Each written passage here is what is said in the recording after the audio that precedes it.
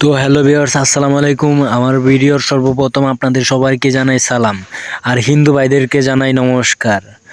আর এই ভিডিওর টপিকটি হচ্ছে আপনার কিভাবে ভালোভাবে ওয়াল পাট্টি ব্যবহার করবেন।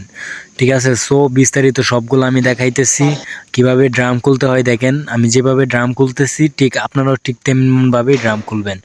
তো দেখেন, এটা সহজ পদ্ধতি, এই সহজে ড্রাম খোলা যাবে।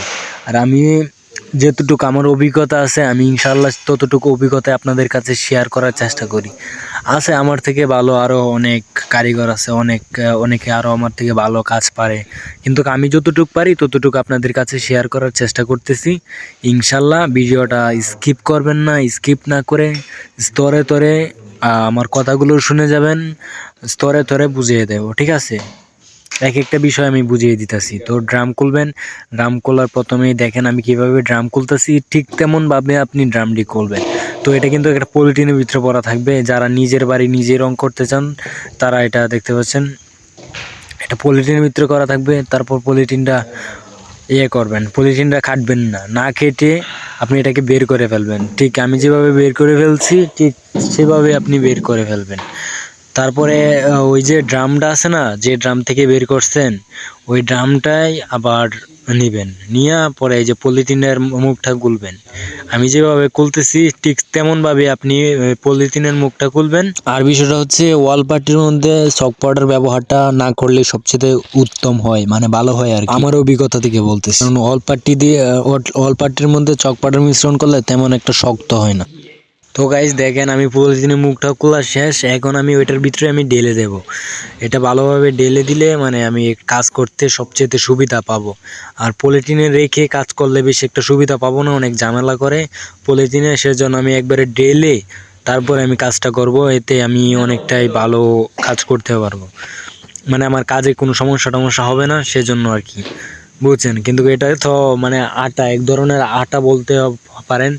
মানে এটা এমন একটা জিনিস যেটা মানে অনেক গর্জিয়াস একটা জিনিস। তো এটা চিপে চিপে বের করতে হয়, মানে একটা যে রুটি বানানোর জন্য আটা যেরকম থাকে না, ঠিক তেমনভাবেই এটা এরকম থাকে। মানে পলিথিনের ভিতরে এটা চিপা চিপা এরকমভাবে বের করতে হয়।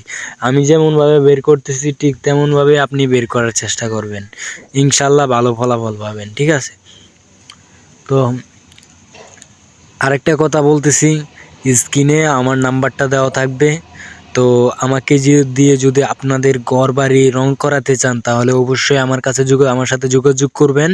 ইনশাল্লাহ ভালোভাবে কাজ করে দিয়ে আসবো, কাজ নিয়ে কোনো টেনশন করতে হবে না। আমরা যা কাজ করি নাকি, আমি এটা দিয়ে কি করবো, এটা দিয়ে আমি ফুটিং কাটবো। ঠিক আছে, দেখেন আপনারা কিভাবে ফুটিং ভালোভাবে প্রফেশনাল ভাবে ফুটিং কাটতে হয় আপনারা শিখে রাখেন। এদিকে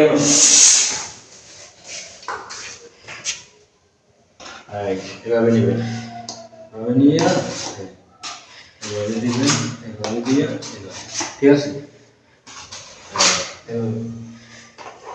তো গাইস এভাবে টাইনা তারপরে আবার এভাবে টানতে হবে।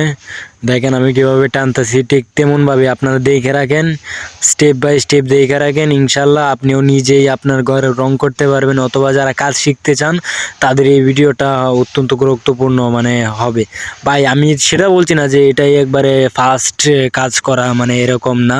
মানে আমি যেতটুক পারি আর কি, আমি এতটুক পারি তাই আপনাদের কাছে আমি এতটুক শেয়ার করার চেষ্টা করি, বুঝছেন। এর থেকে বেশি কিছু না। আমি আর এত বড় মিস্ত্রিও না যে বলে একবারে কাজ আমি সবার থেকে ভালো পারি, তেমন না। মানে আমি মোটামুটি পারি, যেরকম পারি সেরকমই আপনাদের কাছে সাথে শেয়ার করার চেষ্টা করি। ঠিক আছে, ইনশাল্লাহ আমার ভিডিও দেখে যদি পুরোপুরি না শিখতে ইনশাল্লাহ আপনি অনেক কিছু শিখতে পারবেন। তো ভিডিওটা স্কিপ করবেন তো হেরে যাবেন। আরেকটা কথা আমি ভুলে গেছিলাম, এই বিষয়টা হচ্ছে আপনার, আমি কিন্তু এই ওয়াল পার্টিতে অনেকে কিন্তু পাউডার দেয়, সক পাউডার আছে না, সক পাউডার দেয়, বুঝছেন। কিন্তু আমি সক পাউডার দেই না, কারণ হচ্ছে আপনার সক পাউডার দিলে ওয়াল পার্টিটা এত শক্ত হয় না, সেজন্য আমি এই ওয়াল পার্টিতে সক পাউডার একদমই মিশ্রিত করি না। সক পাউডার মিশ্রণ করলে ওয়াল পার্টিটাতে একটা রিস্ক থাকে, কারণ ওয়াল পার্টিটা তো একবারে ডাইরেক্ট পুরা ওয়ালে দিব না, এটা একটা বলি হয়ে যাবে। সেই জন্য যদি আমি পাউডার মারি তাহলে আপনার এটা আপনি নিজেই বুঝতে পারবেন যে এটা একটা মানে পাউডার তো পাউডারই, বুঝতে পারছেন। তো এরকম হয়ে থাকে। তো আমি যেটা ভালো মনে করি আমার অভিজ্ঞতা থেকে বলতেছি, তো আপনারা ওয়াল পাট্টির মধ্যে কখনো ব্যবহার করবেন না, চক পাউডার ব্যবহার করবেন না। আর যদি সিড পুডিং এর মধ্যে মারতে হয়, সিড পুডিং কাটতে হয়, তাহলে আমি যেটা মনে করি আপনার পারপাস দিয়ে তারপরে এই যে সিড পুডিং তো এখন কাটতে হবে না, সিড পুডিং কাটতে হবে আপনার কাজে রং করার 1 কোট রং মারার পরে সিড পুডিং কাটবেন, মানে যেখানে যেখানে আর কি বড় বড় কানা আছে সেগুলো মারবেন আর কি। সিড পুডিং কাটার জন্য এটা ব্যবহার করা যায়, পারপাস দিয়ে সিড পুডিং কাটবেন। আর চক পাউডার মিশ্রণ করা আমি আসলেই এটা খারাপ ভাবি, আমি সেজন্য সিড পুডিং এর জন্য আমি পারপাস নিয়ে এসেছি। তো গাইস, আমার ভিডিওগুলো যদি ভালো লাগে আমার চ্যানেলটি সাবস্ক্রাইব করে রাখবেন। ইনশাল্লাহ ভালো ভালো ভিডিও উপহার দেওয়ার চেষ্টা করব। আরেকটা কথা, আমাকে দিয়ে কাজ করাতে চাইলে, আবারও বলতেছি, আমাকে দিয়ে কাজ করাতে চাইলে স্ক্রিনে নাম্বারটা দেওয়া থাকবে, অবশ্যই আমার নাম্বারে যোগাযোগ করুন। ধন্যবাদ সবাইকে। কি কইলাম আমি নিজেও জানি না। তো গাইস, আমি যেভাবে ফুডিং টানলাম, ঠিক আছে, ঠিক সেম ভাবে ফুডিং টানলে আপনার কাজ সুন্দর হবে, বুঝতে পারছেন? মানে আমি যতটুকু পারি ততটুকু আপনাদের কাছে শেয়ার করার চেষ্টা করি, এই বাস এটুকুই, বুঝছেন? আমি যতটুকু পারি ততটুকুই আপনাদের কাছে শেয়ার করার চেষ্টা করি আর কি। আর ভিডিওটি ভালো লাগলে অবশ্যই একটা লাইক দিবেন। আর যত রঙের কাজের ভিডিও যদি চান তাহলে আমার চ্যানেলটি সাবস্ক্রাইব করে রাখবেন। ইনশাআল্লাহ সামনে ভালো ভালো ভিডিও উপহার দেওয়ার চেষ্টা করব।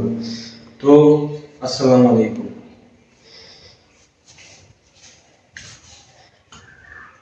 ওকে, কেটে ফেলো।